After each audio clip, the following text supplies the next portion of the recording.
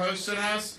I'm a lifetime member. I think my home post is still St. Augustine, but we've got a lot of great veterans in Florida. We really appreciate all the great veterans in South Carolina. So thank you for your service, and God bless each and every one of you. Thanks to Representative Bustos for the introduction. Thank you for your service, and also Captain Dick. Where's he at? Is he in the crowd there? Thank you for coming out and doing it again. And I'm excited to be here. I know our country has a lot of problems, and I think we've seen that day after day. So you have this situation in Israel where they suffer this brutal terrorist attack against Hamas. And first of all, when that happened that day, you know, Israel's, of course, much different time zone. Biden just slept through it. He didn't take a 2 a.m. phone call. You serve a president can take that 2 a.m. phone call. It's really important to do that. So he's kind of doing that, floundering around. And, you know, what I said that day was America needs to stand with the state of Israel and its people as they fight to defend themselves. And that means they have a right to defend themselves to the hilt. They have a right to eliminate Hamas entirely, because you just can't have a country if these savages can come in and start beheading babies, start attacking elderly people, doing all the things that they've done. But I also said, you know, a lot of people probably say that today, but as the days and weeks go on, you're going to start to have people try to blame Israel. You're going to be doing that. You're going to see things start to shift. And Biden administration behind the scenes, they're trying to kneecap them. You even had the media. You had a rocket from Palestinian Islamic Jihad hit a hospital. The media reported that Israel struck the hospital. What was their evidence for that?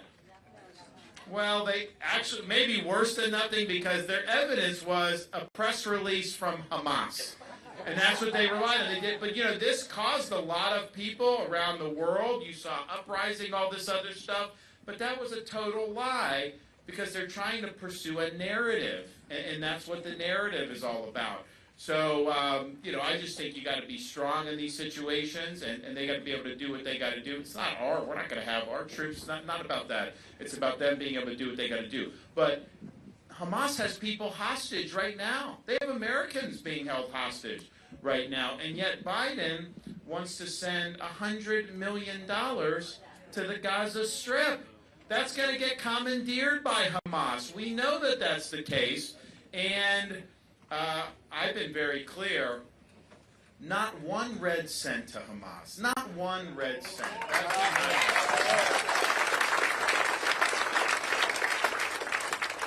The other thing that we saw was, before the blood was even dry on the civilians in Israel that had been massacred, you had people in our own country, on like college campuses, demonstrating in favor of Hamas. Are you kidding me? What is going on? These universities, there's a sickness in a lot of these universities. I can tell you in Florida, we don't put up with it. Look at what our presidents of our universities put out for statements. Much different than what you saw at Harvard or these other places. But, so you have that. So that's a huge problem for our country to see that. Some of those people demonstrating are not even American citizens. They're here on a student visa. Well, I can tell you this, when I'm president, you got foreigners here on student visas. If they're making common cause with Hamas, I'm canceling their visas and I'm sending them home.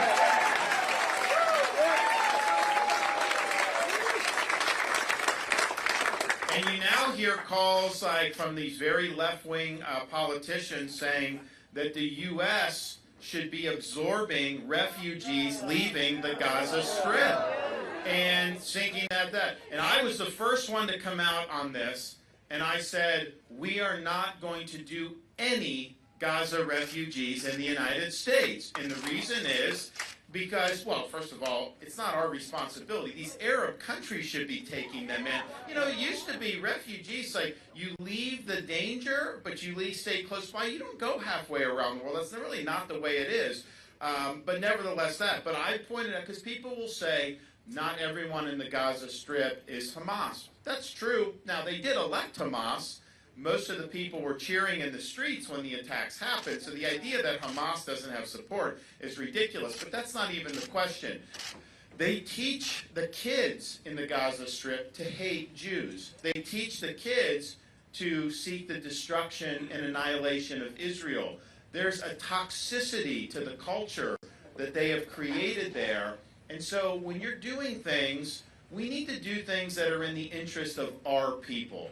And the question is it in the interest of Americans to be importing some of that toxic culture from the Middle East into our country? And it's not in our interest to do that. And you see what Europe has done with their immigration policies. They've basically brought in a lot of these old Middle Eastern blood feuds into Germany and England and all these places. It is not the right way to go. So you can count on me. We're not gonna do that.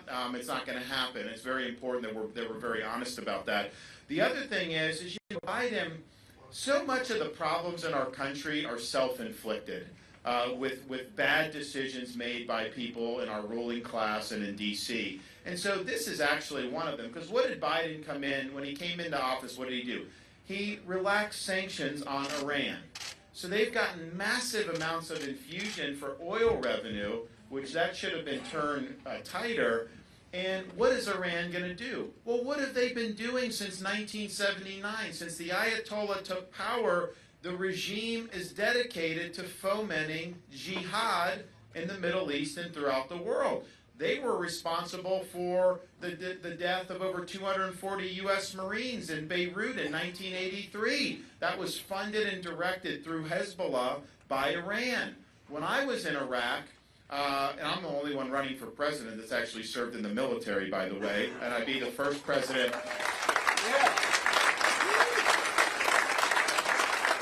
I'd be the first president since 1988 elected with that service. So I served in Iraq, and at that time, there was a lot about al-Qaeda in Iraq, which they're Sunni Islamist terrorists. But most of our combat deaths from Americans were not done by al-Qaeda in Iraq. It was by militia groups, Shia Islamist militia groups, funded and orchestrated by Iran. And they were responsible for killing hundreds of our service members, maybe even over 1,000 during that. And of course, they fomented attacks against Israel for years through Hamas and through Hezbollah. So when you're doing that like Biden did, of course they're going to use it to plow into terrorism. And yet he thinks he can do some type of a deal with Iran. So he needs to turn the screws on them, deny them the oil revenue, do the snapback sanctions, do that. If you starve them financially, they're not going to be able to further the jihad throughout the Middle East. And, you know, we have to worry about what's coming to our own country.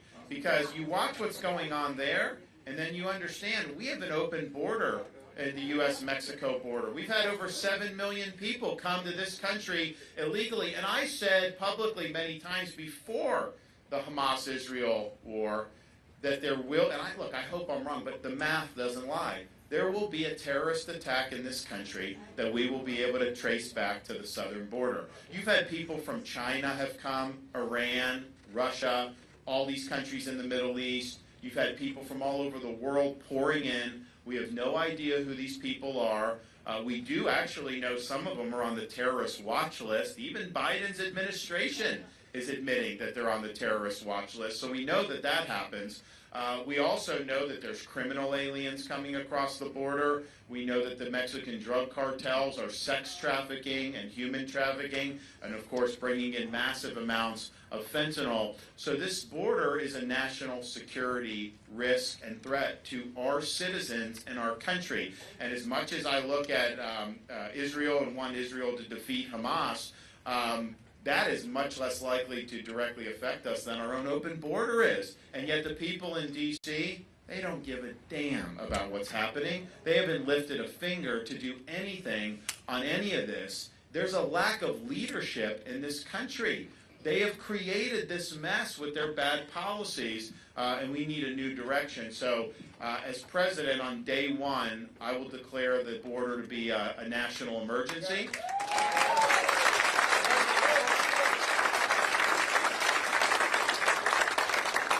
We will mobilize all available resources, including our U.S. military, to stop the invasion at the southern border cold.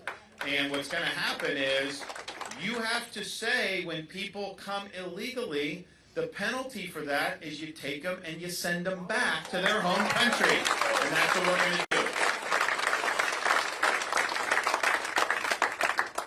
We will build the border wall, and I will actually have Mexico pay for that wall. So, you know, I remember going to the rallies in 2016, and then candidate Trump would talk about, and that was like my favorite because I knew the border was a big issue then. It's obviously gotten worse since then, but it's a big issue. And obviously it didn't work out to where the wall was built and paid for by Mexico, but you actually, and I think Trump's been in Iowa recently said, well, look, he's like, you know, I really had no mechanism to do it. There was no way. It's kind of rational. First of all, that wasn't what he was saying in 16. He said he was going to do it. But there actually is a way you can have Mexico pay for it. Here's what we're going to do. Yes, Mexico's not just going to pony up money and hand it over. What you do is you impose fees on the remittances that people send back to Mexico, Central America, South America, all across the world from the United States. That will raise billions of dollars a year, and that goes right into constructing that wall. We will get that done.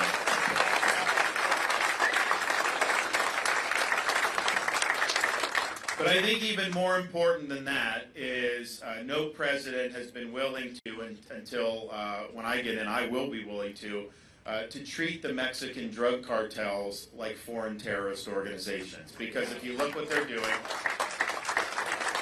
they're invading our country and they're killing our people. We have tens of thousands of people that are dying from fentanyl overdose. And I've been just in Florida, in New England. I mean, it's not just border town. Every community's become a border community because the drugs go everywhere. And I've had the chance to meet a lot of angel moms. So these are mothers who have lost a child to fentanyl overdose.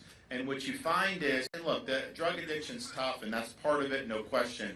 But what you find is when you have young people, high school, college, in their 20s, they may think they're taking some pill that is not fentanyl, but if it's laced with fentanyl, then they can die right there on the spot. I mean, one and done. This stuff is very potent. We actually had a case in Florida. Family was renting an Airbnb. They had an 18-month-old baby. The baby was crawling on the carpet. There was fentanyl residue left over, probably from whoever had it before. Baby died. Can you imagine that as a parent? You have a child that's just crawling on the carpet. All of a sudden they die. So this is happening all over our country. We're having Americans lost in huge numbers. The people in D.C. just shrug their shoulders. They don't care about any of these people, but I care about it. I want it to stop, and we're going to do something about it. We're going to treat them as foreign terrorist organizations. As president, you not only have the right, you have the responsibility as commander-in-chief to fight back when people are coming in and killing your citizens. So we will authorize the use of deadly force against the Mexican drug cartels. You have the cartels trying to bring in through our southern border. We catch them, we're going to shoot them stone cold dead at the southern border.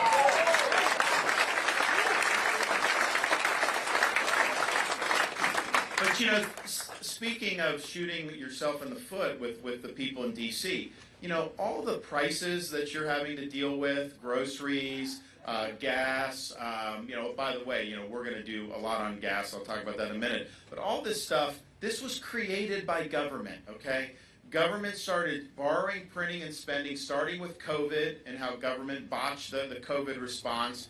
Trillions and trillions of dollars, Federal Reserve, all this stuff. Of course you're going to have inflation. There's no way you couldn't have inflation. So now you're in a situation where people in D.C., they're just continuing like nothing needs to be done. In fact, they can't even elect a Speaker of the House right now, you know, up there. I mean, how is that inspiring any confidence in what's going on? And so much of politics in Washington has devolved into political theater. It's all about just drama and the palace intrigue, but there's no results that are being delivered. We need results. Florida, we do it just the opposite. We don't do any of that. There's no drama in anything we do. There's no political empty calories. We just get the job done. My job as a leader is not to create drama and sideshows. My job as a leader is to get the job done for the people that I represent. So, for example, just recently, You have the situation with Israel. I knew instinctively that this would be an issue for Florida because we have so much back and forth with some of our citizens and their friends and family. And so a couple days go by, people in Florida are basically, and all Americans, most of these people are just stranded in Israel in the middle of this conflict, and the State Department wasn't helping them. The embassy there in Israel wasn't helping them. And so I said, you know what? There's a void of leadership. I'll do it. So we did an executive order last week. We scrambled our emergency management resources, and we sent planes to pick up American citizens and bring them back to Florida from Israel.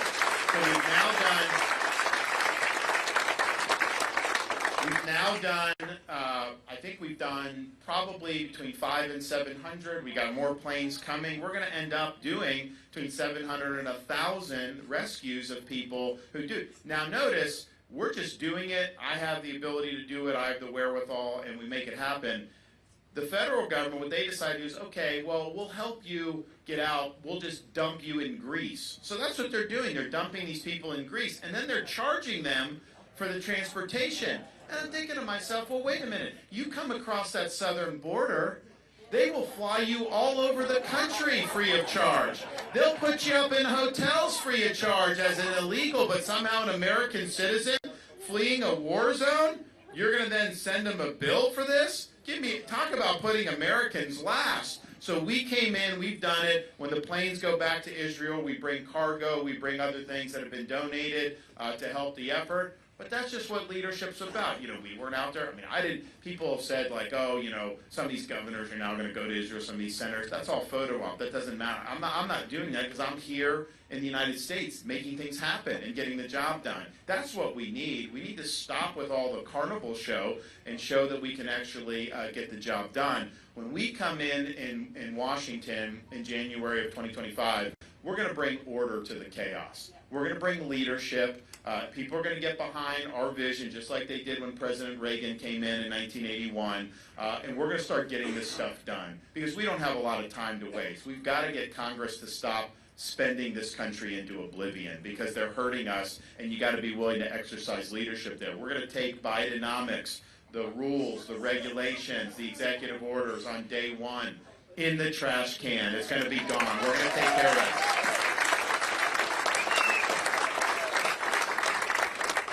And maybe the easiest thing we can do to get inflation down is to expand energy production here in the United States. We're going to be fully energy independent. We're going to be the dominant energy producer in the world. We have so many resources in places like the Marcellus Shale, Permian Basin, all these different things. That will lower your gas prices. You know, our goal, our target is $2 gas. And the only way you do that is by producing more. So we want to be able to do it. Federal lands, Alaska, pipelines. We're going to do all of that. That's going to be a day one thing. And part of it is because it is important for people's pocketbooks. It affects everything that goes into the economy, not just at the gas station. It affects all the power. It affects all the goods and services provided in this country. So it'll be good. It's good for jobs, good for our industrial base. But it's also good for our national security. When we're the dominant energy producer, that hurts Russia and Iran and China. When we go with Biden wants a Green New Deal to knee-tap our energy production, like granted, it means you'll pay more, which is bad, but it weakens us against China, Iran, and Russia. So it's a no-brainer to be able to do that. So we'll do that day one. We'll turn it on. It's going to make a big, big difference. And we're going to be very aggressive at permitting and all the things which we need to do to overcome the bureaucracy. So that's going to make a big, big difference for everyone. But I'll tell you, I look at Congress. I look at how inept it's become. We need term limits for members of Congress. Okay? It's got to get done.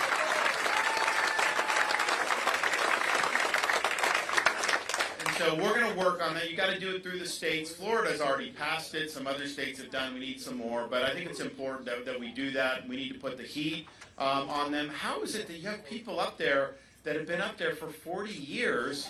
A lot of them are in their 80s, and look, I'm from Florida. I love people in their 80s. I mean, they're great supporters of mine.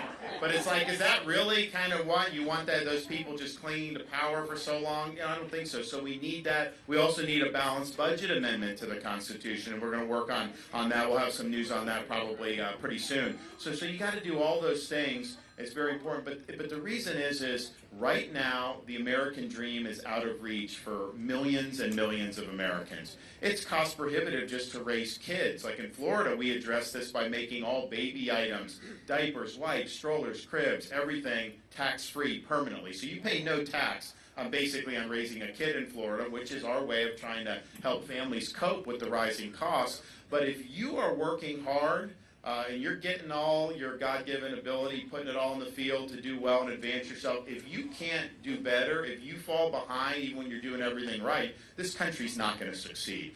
So we need to have the ability for people to get ahead and aspire again, and that will start when we reverse Bidenomics and put us on a better trajectory. You know, the other thing we need to do, and I know we got a lot of veterans here, is we're going to make veterans issues a top shelf priority in my administration. I think the veterans have been ignored for a long time. I think they've been mistreated by different agencies, and we need to stop that. And we're going to focus on a couple things really important.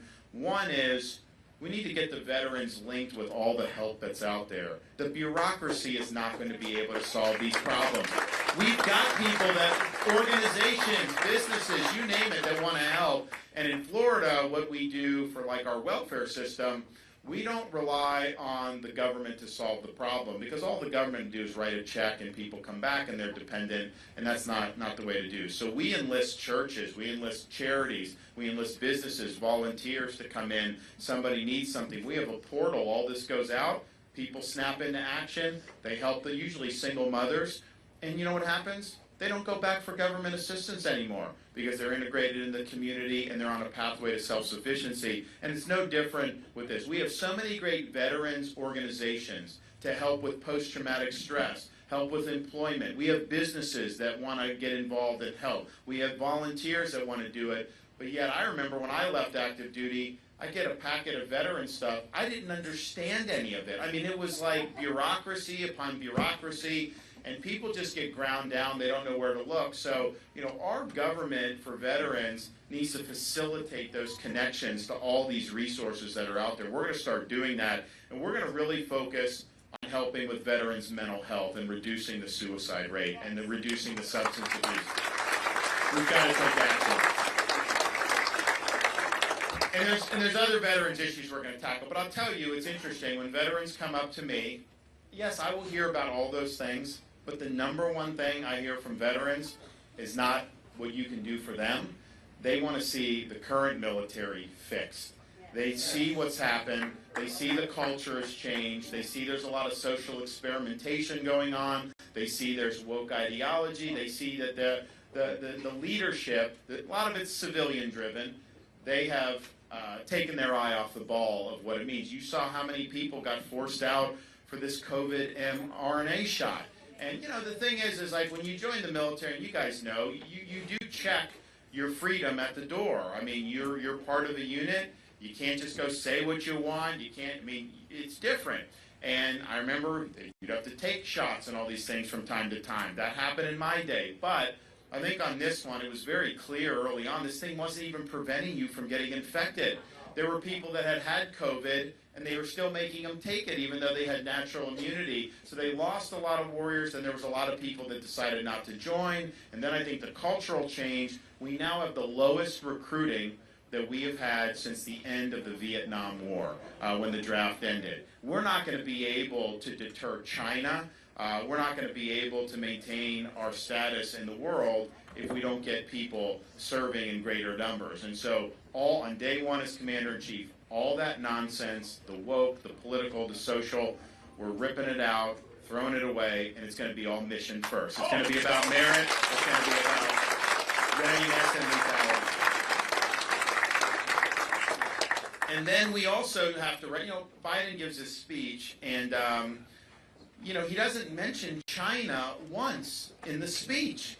And I'm just thinking to myself, if you look at our challenges to the United States' security, China represents the greatest threat to the security of this country. Doesn't mean that there aren't other threats, but China's economy is getting close to ours. Their military has been expanding. None of these other countries are going to be able to match that. They want to surpass us in economy. They want to surpass us in military. They want to dominate the Pacific, and they want to be able to basically be the leaders of the entire world economy. And if they ever get to that point, everyone in this room will feel the effects of that. Now, it will not be good for this country. So this coming decade, throughout the 2020s and the 2030s, this is a decisive period that we're either going to fend off that threat by strengthening our economy, strengthening our military so that we keep China at bay, or we're going to go in the direction of Biden with your head in the sand, trying to act like this isn't a threat, and China's going to pass us by. So as president, I can pledge you this. We will, after serving 2 terms as your president, I will leave office with this country being the undisputed #1 superpower in the entire world.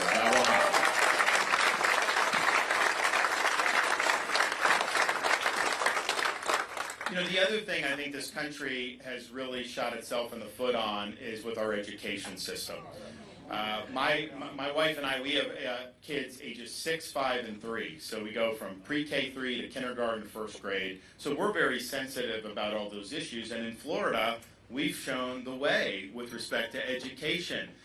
We have enacted a Parents' Bill of Rights where the parents are recognized as having the fundamental right to direct the education and upbringing of their kids. School systems are fine and important parts of the community, but they don't supersede the rights of parents. And so you end up getting into these things where we're having to fight battles about what's appropriate to have in schools.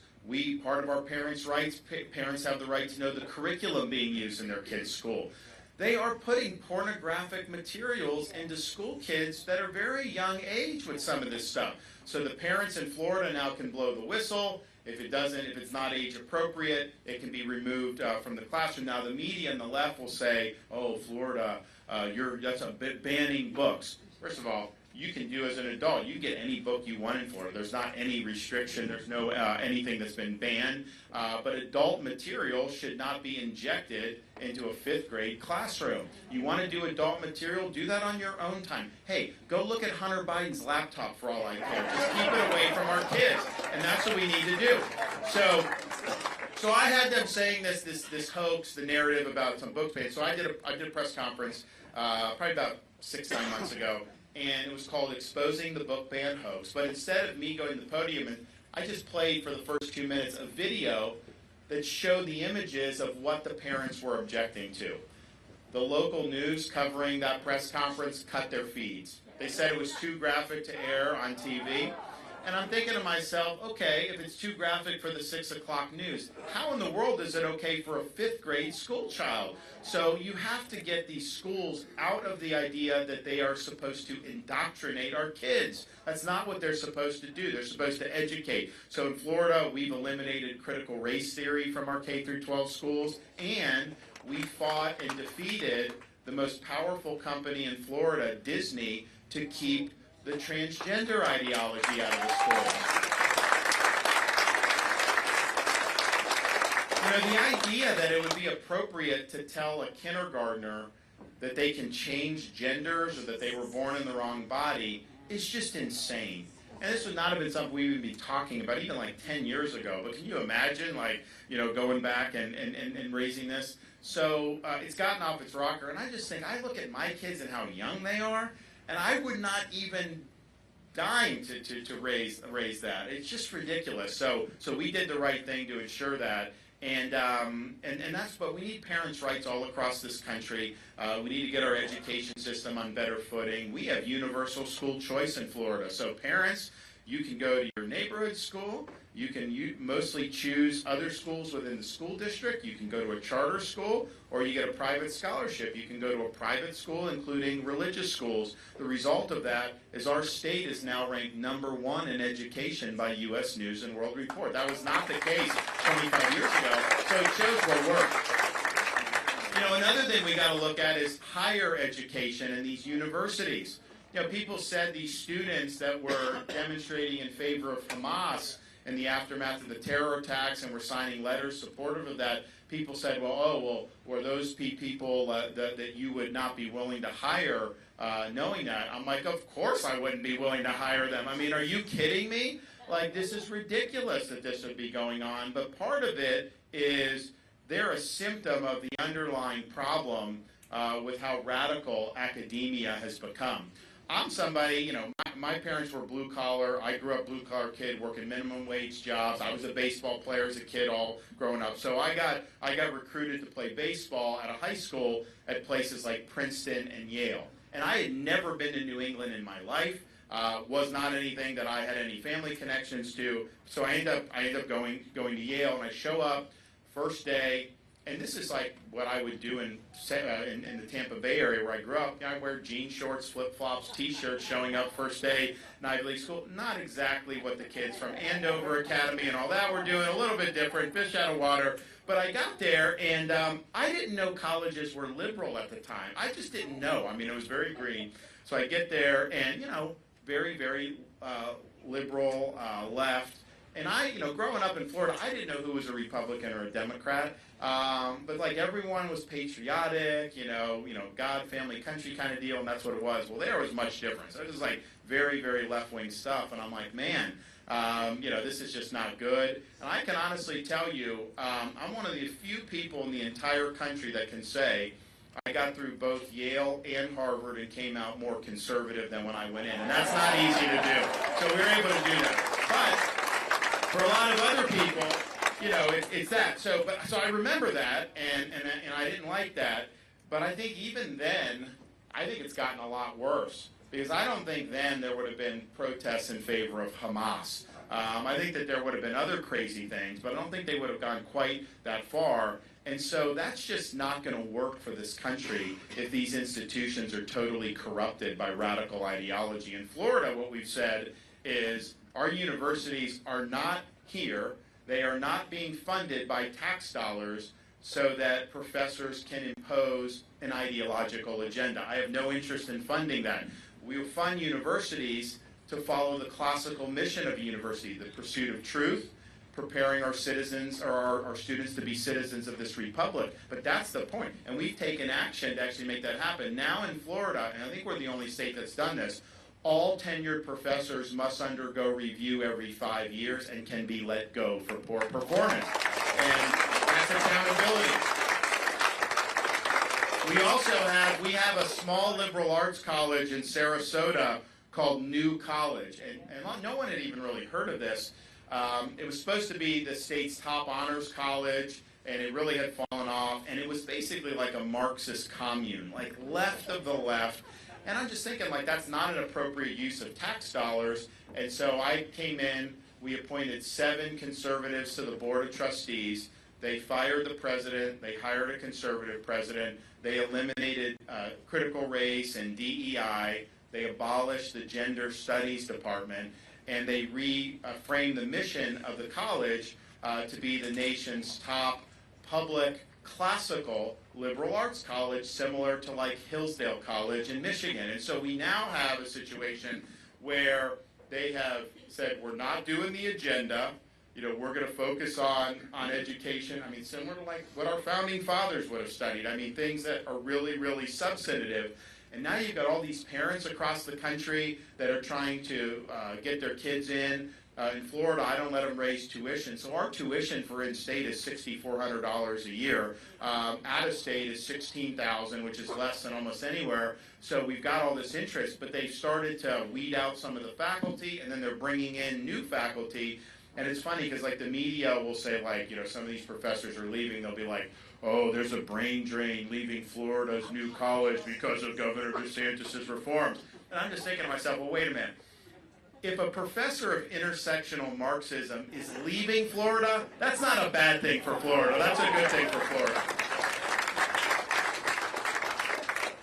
But I think that the education issue is important, and also some of the other fights we've had in Florida are important because with all that's going wrong in our country, it's not enough to just win a policy fight here or there. Like, yeah, you've got to do that. But the left, they get into these institutions, they corrupt them, And then they make them, whether it's these corporations with the ESG, whether it's academia, whether it's the bureaucracy with the weaponization. And you got to have a leader that understands that and is going to be willing to fight back and make sure that these institutions are institutions that reflect the values of the country and not just a far left elite. And that's what's happened over many, many decades. Florida, why are we the freest state in the United States? Partially because we've won those fights, not just in the legislature, but in the institutional level. We're going to continue to do that and have that leadership as president. You know, another thing that we've shot ourselves in the foot in as a country is crime. I just saw an article posted. They compared California to Florida crime, and you have, like, you know, Governor of California, since he's gotten in, it's gone here. Since I've gotten in, it's gone there for violent crime per capita. And part of it is we support the people of law enforcement, people that wear the uniform. We don't denigrate the police. We don't defund the police. We support them. Part of it is we have strong laws that hold people accountable for their misconduct. Part of it is we don't allow prosecutors to get in and not do their jobs. One of the reasons why we have crime spiraling out of control in these cities is because prosecutors get elected a lot of times with funding by people like George Soros, where they get elected and they pledge not to enforce laws that they disagree with. So you end up like in Los Angeles, you can get mugged and they probably won't even prosecute the guy most of the time. So the criminals have the upper hand, they commit more and more crimes. Public safety, when that collapses, the society collapses, people leave. I've had more people move from California to Florida since I've been governor than probably at any other time in the whole history of the state. Yeah, I remember growing up in Florida, I never saw a California license plate. Then I become governor, I see all these California license plates, and a lot of my voters were spooked about it because, like, how are these people going to vote when they come here? Well, it turns out a lot of them were disaffected from the nonsense that was going on, so they appreciate it. We had two of those prosecutors in Florida, one in Tampa, one in Orlando, who were not willing to enforce the law, and I removed both of them from their posts. They're gone. But the reason you have crime is a direct result of these bad left-wing policies. So, as president, my view is very simple. Whether you live in a red state or a blue city, criminals must be held accountable for their conduct. You do the crime, you do the time, and we can't just be releasing people back on the street so that they can victimize more people, and we will use the DOJ, all the different available resources to hold these Soros-backed prosecutors accountable, because we can't be successful as a country if every major city is like a war zone. I mean, it just doesn't work. Like what's happening in Chicago, what's happened in San Francisco, this is a total collapse of public safety. So we're going to make sure every family in America is able to raise their kids in safety and security again. And just because some bozo prosecutor gets elected, that should not mean that laws are not going to be enforced. So we'll bring accountability to that.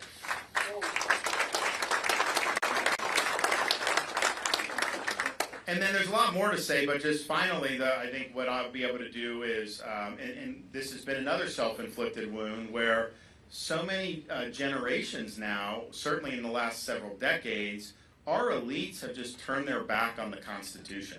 If you look at the bureaucracy that we have, that is not what the Founding Fathers intended. You look at the weaponization of agencies like FBI, DOJ, you look at the IRS. You know, part of the founders actually would have predicted that this would have happened. If you don't hold them accountable, human nature being what it is, they're going to abuse their power. So they're not held accountable. They're allowed to just exercise authority without our consent, and it's gotten to the point where do we govern ourselves or not? Because if you can win an election as President of the United States, and yet you have this fourth branch of government that just does whatever it wants anyhow, we don't rule ourselves at that point. And that's not what our founders intended. That's not what a Republican system is ultimately all about. So with me, there's going to be a new sheriff in town on day one. We are going to rein in this administrative state. We're going to reconstitutionalize the federal government. You're going to have a new FBI director on day one. You're going to see overhaul of DOJ. You're going to see far less bureaucrats in Washington, D.C., and on down the line. But we really have no choice in the matter. If we don't tackle it now, I don't think we're ever going to be able to put the genie back in the bottle. And we're a government that's supposed to be based on we, the American people, and we've lost control over so much of the power of the federal government. So we're going to downsize, we're going to do all that, but we're going to make sure to hold these people accountable. And you know what? Some of these bureaucrats, they just need to be fired. I mean, like, you can't put up with it. If any FBI agents going after parents going to a school board meeting, I'm firing them. If they're working with Silicon Valley to censor political speech, I'm going to fire them. You got to be willing to use your authority, and you got to be willing to stand strong. So we're going to do that. Now, all that's great, and there's more to say, and I'll be happy to take some questions here in a sec, but none of it matters if you don't win, and none of it matters if once you win, you don't actually convert on all of this stuff and get the job done. I think with me, I'm the only one running that can say nobody's had more political success than what we have in terms of Florida. Florida used to be considered an evenly divided state. It was very difficult to win elections, usually a point here or a point there. Since I became governor, 4 years, strong leadership, bold, delivering results, and we won the greatest landslide that any Republican has ever won in a governor's race in the entire history of the state of Florida. 20-point margin, 1.5 million votes. We're winning urban areas. We're winning Miami-Dade County, 2.8 million people by double digits, which nobody thought was possible. We're winning these rural areas by massive margins, 85, 88, 90, 90. You get 92% in a county. I used to think that had to be fraud to get that many people, because it's like, like Saddam Hussein would get 92%. So you don't vote for him, they would shoot you kind of deal. I'm like, 92%, Philadelphia, you see some of these places. We did it in Florida with this. I mean, because we were able to galvanize folks. And so the Republicans have lost in how many elections where we've had these substandard outcomes? 22 was a disaster across the country because Biden's so unpopular, inflation, all the problems, open border. We should have been able to win massive majorities, and we didn't. And so what we've done in Florida shows the way that we can win as conservatives and win big across the country. So I'll get the job done. And that's whether it's against Biden, Newsom, Harris. I don't know who they're going to throw up. I don't know if Biden's going to be able to make it to be the candidate. I mean, he's falling asleep. He's struggling. And not what we need as president. The other thing is you got to be you got to be able to convert on all this stuff. I'm the only one running who can say that I have delivered on 100% of what I promised the voters I would do. And that's really ultimately what it's about. So in Florida, I mentioned some of the stuff. We enacted universal school choice, Parents' Bill of Rights. We made sure to get the gender ideology out. We've protected women's sports in Florida, the integrity of that. Sad to say we have to do this, but we prohibited the sex change operations for the kids, the minors, no mutilation of minors. We banned sanctuary cities in the state of Florida. I sent people to help at the southern border, to help Texas, even transported 50 illegal aliens to Martha's Vineyard. Beautiful.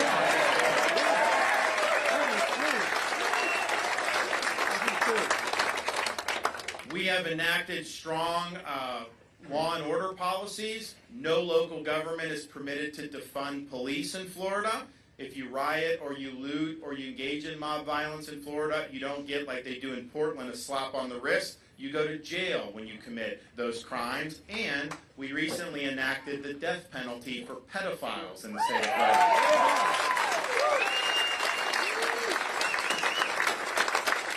We've cut taxes by records amount. We've generated big budget surpluses. And I've actually paid down, just since I've been governor, almost 25% of our state's total debt that we've accumulated from statehood all the way to the present. Imagine if we actually paid down debt in Washington, how good that would be.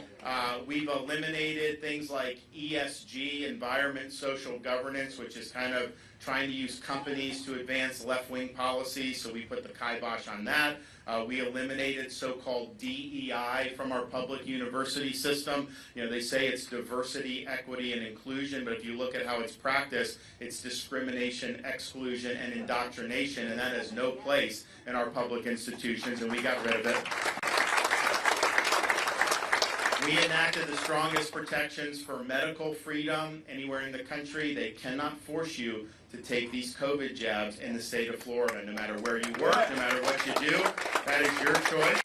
They can't force you to wear a mask, no matter where you work, where you go, none of that. That's your choice. And we don't let local governments shut down businesses. And so we have the strongest protections there. And of course, part of the reason Florida, we're now #1 for economy by CNBC, #1 in education by U.S. News and World Report, fastest growing state, #1 for net immigration, 50-year low in the crime rate, on it goes. But part of the reason we did that is because when COVID hit, we had to plant our flag in the ground, and we said we're not going to let this state descend into some type of Faucian dystopia where people's livelihoods are destroyed and their freedoms are curtailed. So we fought Fauci, we fought the media, we fought the left, we fought a lot of Republicans on things like forcing all the schools to be open, supporting businesses, on and on down the line. And I took a lot of flack for that at the time. I've been attacked probably more than any governor in modern history of this country because we were cutting against the narrative, we were fighting against the grain. And a lot of people told me I was making a political mistake by doing that because I was taking so much incoming fire. But a leader's job, you got to care more about protecting the jobs of the people you represent than you do about protecting your own political hide. So I didn't know how it was going to shake out, but I was totally content with letting the chips fall where they may, and we ended up leading the nation and really leading the world, because I had people not just from other states come to Florida for refuge. I had people coming from Australia, from New Zealand, from Canada, from all these other lockdown countries escaping and coming to the free state of Florida. So we did it right, and we exercised leadership when it counts. So you can count on me, and you can trust me that when I tell you I'm going to do something, I'm going to do it. I don't believe in campaign slogans just to get elected and then turning your back on those promises. There are things I could promise that I don't think I would be able to deliver, and so I don't promise them. So anything I promise, we have a plan, we're going to follow through, and we're going to get the job done. And we have no other choice. 2024 is a make-or-break election for this country. We're not getting a mulligan on this election. We're not going to be able to make excuses. The time is to get the job done now. And I'm going to be the guy to get the job done. I have 6, 5, and 3-year-old at home. My wife and I, it's personal for us because we see this country this generation being the first generation of Americans that's going to leave to our kids and grandkids an America less prosperous and less free than the one we inherited. And we would be the first generation to do so if we allow this country to continue its decline.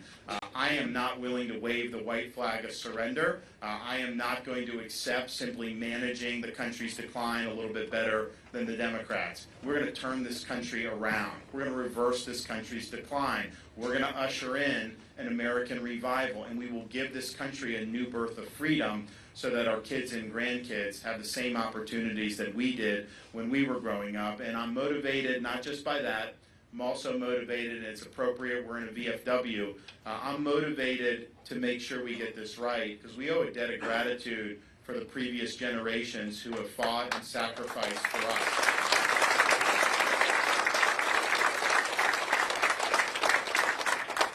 I used to take a trip, when I used to go to Washington, D.C., you could go into Reagan Airport, and there was one route the plane would take that would take you flush parallel to the National Mall. If you looked on the left, you saw Lincoln Memorial, the Reflecting Pool, Washington, all the other memorials and monuments, and then the U.S. Capitol building perched up there on the hill. And it gives you a sense of pride because all that represents, at its best, American principles, the values that have made the country unique, and the tourists love to see it. But it was always a thing where you kind of pinch yourself when you see it. But I realized after doing that trip a few times, that was not the best monuments to this country. Because if you looked out the other side of the plane, you looked over the Potomac River, you saw a series of small, nondescript monuments orderly arranged over the rolling hills of a place called Arlington National Cemetery. And it occurred to me then, and I believe now, you can have the best Constitution in the world, you can have the best Declaration of Independence in the world. These things do not run on autopilot. They require every generation of Americans to step up and answer the call, and that may mean putting on a uniform, risking your life, and indeed giving the last full measure of devotion for service to this country. We are not doing justice to those folks who fought for us if we allow this country to continue its descent. I will not be a part of that, and I'm going to do something about it. As your Republican nominee, I am going to get the job done, not just with my election. We're going to sweep in Republicans up and down the ballot. As a leader, I'll always be somebody that you can be proud of, and as your president, I promise you this, I will not let you down. Thank you so much. God bless you all. Thank you.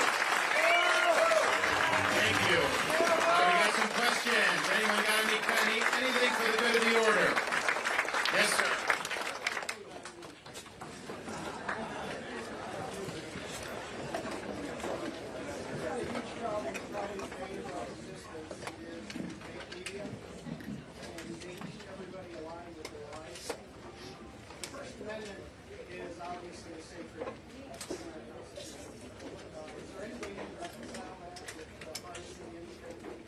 So the questions about the media and kind of the false narratives that get put out, how do you deal with that? Because it's hurting our country, but at the same time, we have a First Amendment that protects, really it does protect in some instances your right to even say things that are false.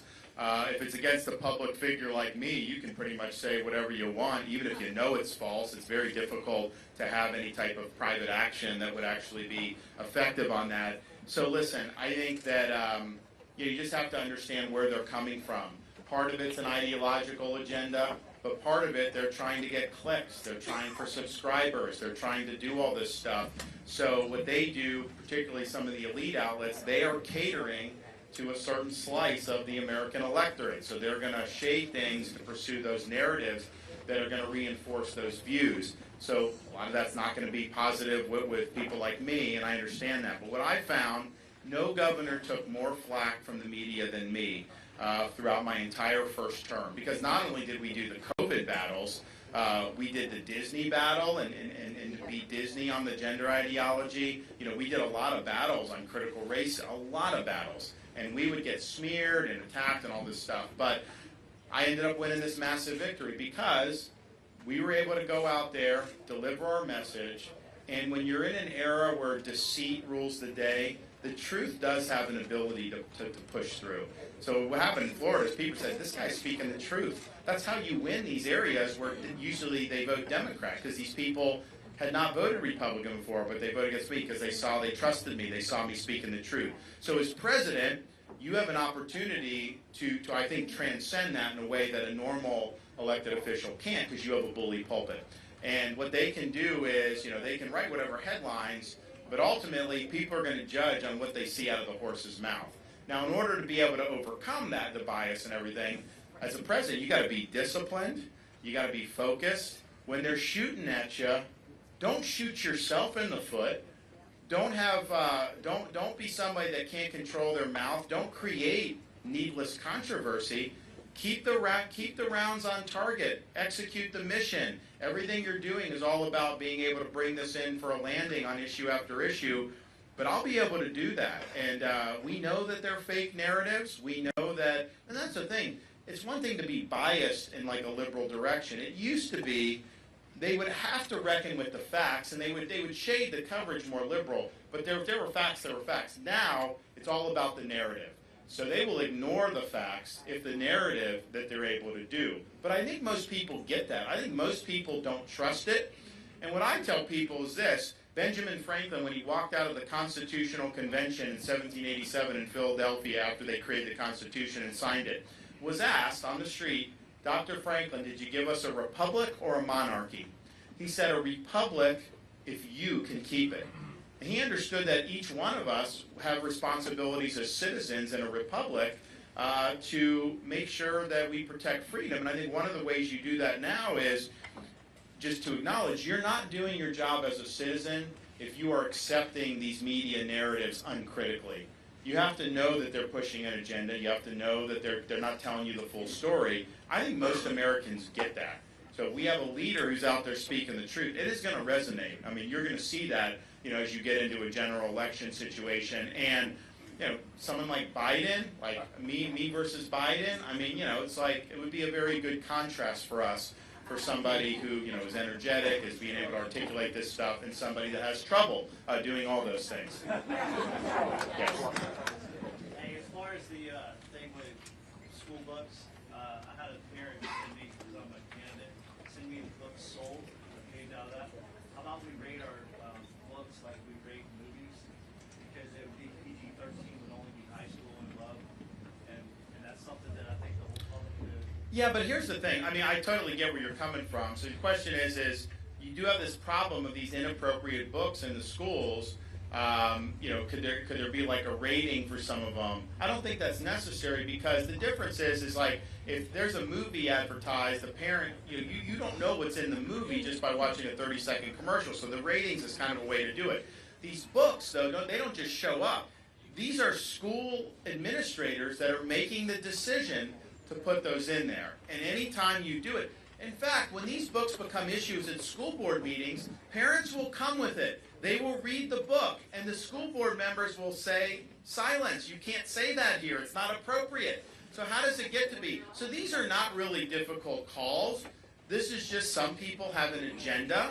The agenda is not a good agenda, and we just have to hold people accountable. In Florida, I got involved in 34 school board races in 2022, so we elected 29 new conservative members to school boards throughout the state, and they're making a difference. They're in there, they're doing it, because I can have the best policy in the world at the state level. If I have school boards that are trying to kneecap that, then it doesn't get it. Just like COVID, I said, you guys, schools need to be open. They fought me on that, sued me, I won.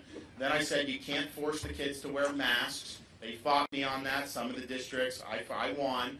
But it's just, when you have people all pushing in the same direction, local and state, it makes it a lot easier. Yes, ma'am. Yes. If you become the nominee, primary, do you have faith in an RNC that our elections are going to be secured? So the question's about the integrity of elections. I can tell you I have faith in Florida because we've cleaned it up. We banned ballot harvesting in Florida. Zuckerbucks are banned. We have universal voter ID. No mass mailing of ballots, and we have a election crimes unit now in state government that's sole job is to prosecute election fraud. And we've ended up now doing as good as any. Now, other Republican states have done some good stuff too. You're going to have some states that are not going to be run the way we want to. Nevada they mail everybody a ballot on the rolls. The rolls aren't accurate. They're just out there. They allow ballot harvesting and all that. So what we're going to do is we're not going to whine about it. I'm going to do it. We're going to have organizations in each of the key states that are going to exploit whatever the rules are and that are going to police the other side for any type of impropriety. So we will do all that. But just let me show you, be honest about this. If you win a strong victory, a landslide, they're not going to be able to stop that. I mean, like in Florida, we won by so much. I think what we did was effective on the election integrity, but even if it wasn't, there's just no way. So yes, we'll do all that, and it's important, and you can have confidence that I'm not going to fight with one hand tied behind my back, but I also think sometimes we lose sight of the fact that the most important thing we need to do is win the argument with the country.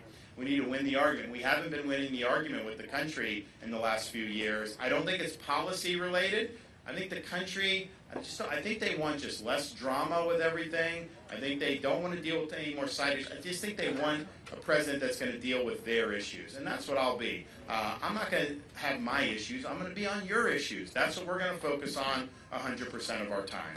Yes? Thank you, Kevin. Piggybacking with the electoral process, the path to the nomination for a Republican is so narrow, and I have a problem with the fact that the Democrats seem to beat us to the punch on almost everything, including things like election harvesting and ballot. What's the RNC done since the last election? Well, so I think it's a great question, but I just have to point out, and so why did we have all the ballot harvesting in 2020? It was because of Fauci and because of the Trump administration elevating Fauci. Fauci was then telling people it's too dangerous to vote in person, therefore you've got to mail everyone a ballot, and they signed. The Congress passed, Republicans and Democrats. Donald Trump signed the CARES Act, which had $400 million for mail ballots. So Republicans and Democrats funded those mail ballots. So the way the 2020 election with all the harvesting, all the stuff, that was not just the Democrats doing that. Republicans were involved in doing that. And, in Florida, we took care of it because that's just what I do. But in these other states, the campaign did nothing, RNC, none of them did anything. But this was a problem that was created in part by Republicans because of the overreaction with the COVID stuff. So that was a huge, huge mistake to have funded those mail ballots. And I don't think you can't just mail everybody a ballot. I mean, if someone asks for an absentee ballot, that's one thing. In Florida, you can do that, but you've got to show an ID to get the ballot, and then you verify on the back end. But they don't even have it in Las Vegas. There's people, like you have an apartment, there'll be 5 ballots show up for like the last 5 people that have rented the apartment. That's not the way to go. But both parties had a hand in it. Democrats just do a better job of exploiting it. Republicans whine, Democrats just get, and that's why like during the campaign, 2020, Biden would do these events with like 10 people. They'd be in like their COVID circles or whatever. And a lot of our voters were kind of laughing at that, saying, well, man, nobody likes Biden. Well, yeah, nobody likes Biden. They were harnessing the energy for people not liking Trump. That's the only reason they got people to turn out. But what the Democrats were doing, while we were focused on rallies, they were going door to door. They were getting ballots. And they were turning in these ballots, and they did that in all the major swing states. So we're going to be doing the same thing. We're not going to let them get away with anything. But you gotta be willing to lean in on this stuff. You can't just sit on the sidelines and complain about it, because the bottom line is we don't control Nevada's election process. We don't control Pennsylvania because we got our butt kicked in the governor's race in 2022. We had a chance to win those states in 22. And then change all this, but we lost all the key races. So I'm not gonna fight with one hand tied behind my back. Yes, sir. Is there anything you can do to alter illegal immigrants who already Send them back to where they came from. Yes, I mean that's what you got to do. What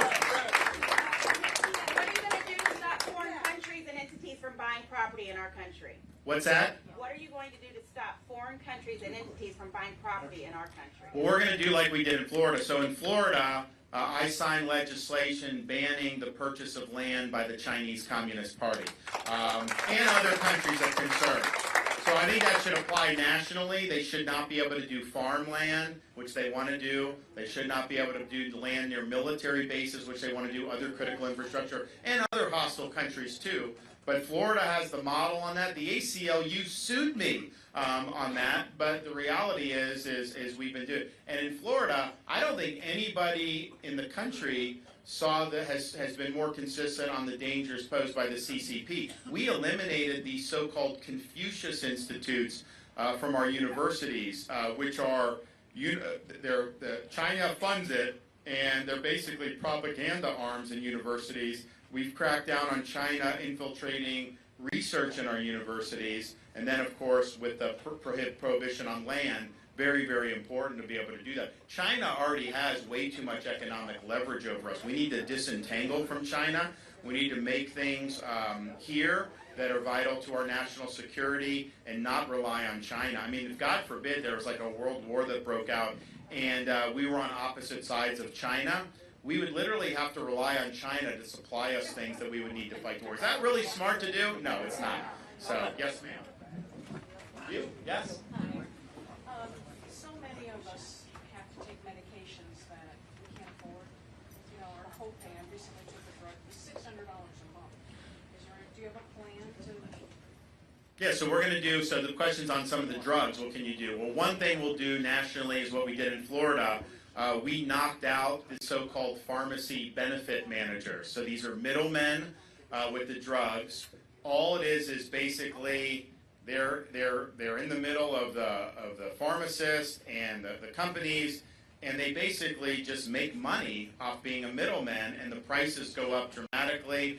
The big kind of pharmacies, they're like vertically integrated with this, so they have their own middlemen, and so they make money no matter what. It kills small pharmacies, family-owned pharmacies, and it causes the price of the drugs to be more. So we did that. I did that in the spring, so that's now in effect. But then the other thing you have to do is, big pharma I mean, man, they just get such a free ride in this country. It's unbelievable. You can have the same drug in Canada that'll be like 80% less than the drug here in the United States. How is that fair with all that? And basically what it is they say that, they put a lot of money into developing a drug and everything like that, and so they have to, charge to be able to make it back. Otherwise, it wouldn't be economical to do it. But we're the ones paying for that.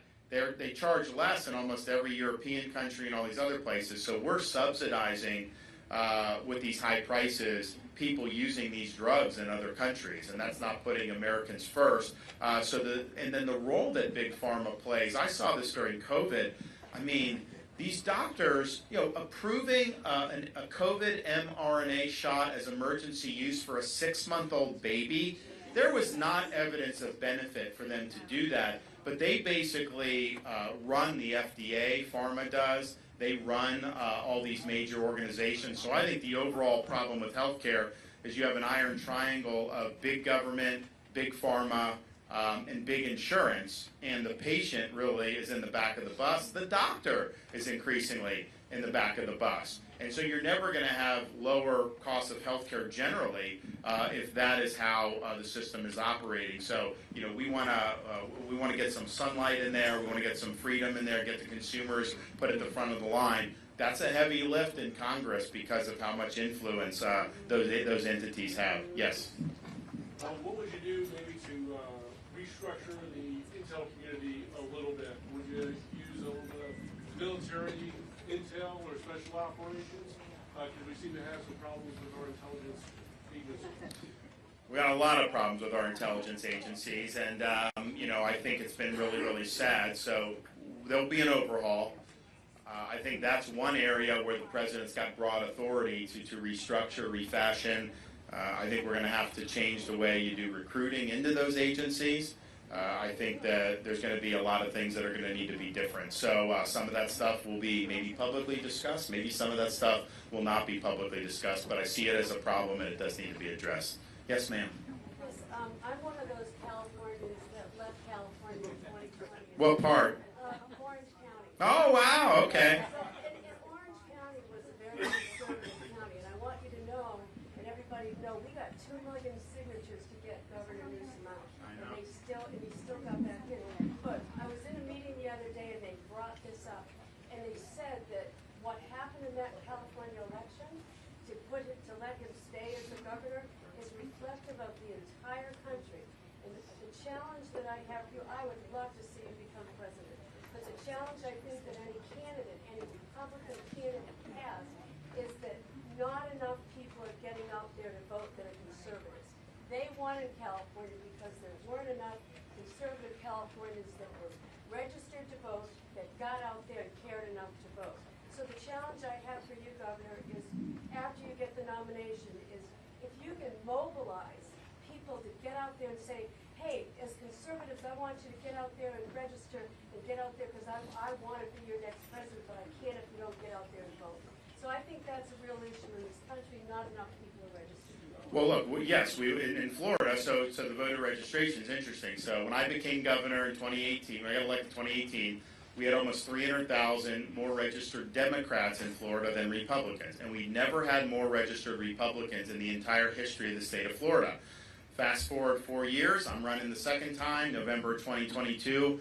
We not only had more Republicans than Democrats by then, we had 300,000 more Republicans by then, over Democrats. And so that's a almost 600,000 shift from D to R. Interesting. Since my election in 2022 to today, we've added another 300,000 on top of that. So we have over 600,000 more Republicans than Democrats. Some of that is our voter registration effort in terms of new registrants, but I think what a lot of it has been is people in like Miami, some of these places who had just been Democrats, they don't want to be part of the woke mind virus. They don't want to be part of the nonsense the left's selling. So they've now become Republicans under my leadership. So I think I'm the only one running who can say that we fundamentally shifted the underlying political dynamics in a state as big as Florida. And Florida is a microcosm of the country. if you go to Florida, I mean, I'm sure many of you have visited or have friends and family there.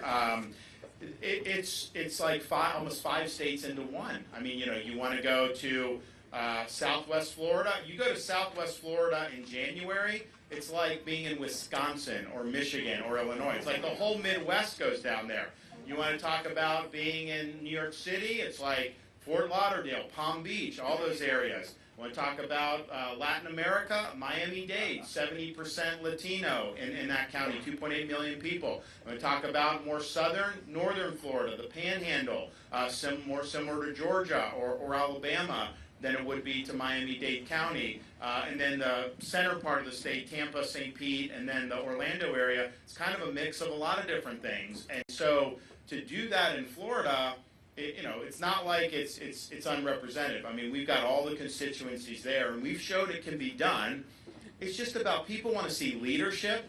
They want to see someone they can be proud of. They want to see someone that they can trust. And I think part of the reason we did it good in Florida is because people saw me digging in, taking the arrows, especially during COVID, when it wasn't popular, when I had no air cover from anybody, and just fighting for them. And they're like, you know what? If someone's willing to fight for me, I'm going to show up to vote. If people know that you'll fight for them, they'll walk over broken glass barefoot to come vote for you. They just want to see that, and they don't see that right now with all the stuff that's going on. Yes?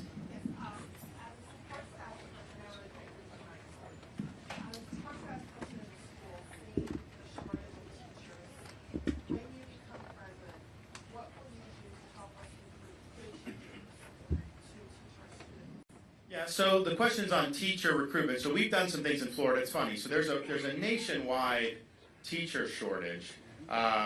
The media will attack Florida over this when ours is less than the national average by a lot. They only talk about Florida that shows the agenda that they have with this stuff. So we've done a number of things, and I think it probably would be more state-based. Maybe there's some things federally. So we've done a few things. One, we've streamlined the ability of veterans to be certified as teachers in our school district. And that's something that the teachers union attacked me for because they said that, oh, well, serving in Afghanistan, doesn't qualify you to be able to do this job. Or there was something very negative about veterans. And so the public sided with us, so we were able to do that and do it well. We also have loan repayment programs in Florida for teachers to be able to go through that. And then we have raised pay. I mean, ours was, considered lower when I became governor. We've done billions of dollars of increase there to try to help. So I think there's a lot of things that you can do. One of the things we just did, it's too soon to know whether it's had a strong impact. I think it will, is we did a teacher's Bill of Rights because a lot of these students are disruptive now. But then if you try to discipline, then the teacher's the one that gets in trouble. So we provided protections there and basically said, not only does every student have a right to learn in peace, but teachers have a right to teach in peace, and the classroom needs to do. So some of these students are so disruptive, and you just can't do it. So having order and getting the teachers back, I think will make it more likely. But I mean, look, why would you want to do that if if every day is going to be miserable with some of the way the students are done? You got to have discipline. We used to have very good discipline in this country and kids growing up, and that's really what we need to have, that you conduct yourself accordingly when you're in school. And we've given the tools to teachers to get that done. So, yes, sir. Thank you for being here. Thank you for your service, Governor. Yeah. So, doesn't every president take an oath to defend the Constitution? Yes, sir. Of course he does. I can't help but thinking, watching the border crossings, and the fact that there are millions of people, illegal aliens, that have crossed our borders. Isn't the president responsible for defending our borders? Isn't that? I'm not an expert on the Constitution. Of course he is. Well, you can't help but wonder what the hell's going on. Of course he's not. He is not satisfying his oath of office. He took an oath to support and defend the Constitution and to take care that the laws of this country are faithfully executed. He is not faithfully executing the laws. He is not satisfying his duty as Commander-in-Chief to protect this country. Why can't And so, he be stopped? what's that? Why can't he be stopped somehow? I'll stop him by beating him. We'll get that done. You know what? You have these guys in Washington, they sit on their hands. They're not doing anything about this. They should be doing this. This should be one of the top issues that they're doing. Every time he turned around, they stopped him. What's that? They stopped Trump every time he made a corner. The Democrats stopped him. Well, exactly. But I mean, I think that the Democrats are, well, actually, you know, Trump had Republican Congress the first 2 years, and I was there for that. And, you know, honestly, like, you know, we didn't get that. I mean, the Republicans didn't get that much done. I mean, it was a huge missed opportunity on all this stuff. And, you know, part of it as the president, you know, Congress is a separate branch of government. So, like, as governor, I have a legislature I work with. They get elected on their own. They're not subservient to me. It's not like I say this and then they just have to do it. But what you do is you have an agenda that speaks to what the public's looking for. And then what happens is those folks, when the state reps or state senators or congressmen go back to their districts, voters say, hey, you better be with the governor, you better be with the president on this. They want to see you supporting the agenda. But that's a bottom-up way to do it. So that's what we need. And, you know, with me coming in, we'll have majorities in the House and Senate again, but you got to make the most of them. Day one, you got to be ready to go. You've got like 150 days to really strike in that first term. And there's some other spots that happen, but just the rhythm of how this works, that's your high tide in the first term.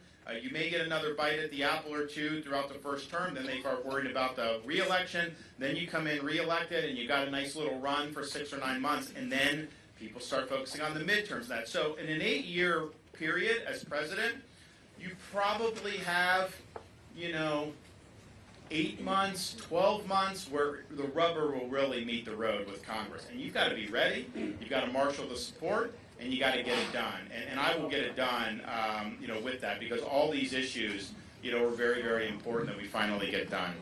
Yes. Last question, please. I'll do both of you guys. So whoever wants to go first. Mine really quick. Just your thoughts on cybercrime. We're all faced with it every day.